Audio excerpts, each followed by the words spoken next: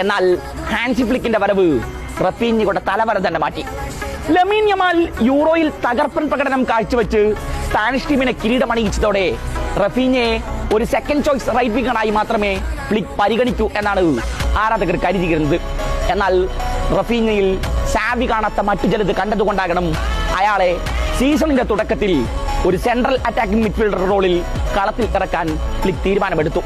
Ferran ടോറസിന്റെ പരിക്കിനും Dani ഓൾമോയുടെ വരവിനും ശേഷം left സൈഡിലേക്കും റഫീഞ്ഞയെ Flick മാറ്റി പരീക്ഷിച്ചു.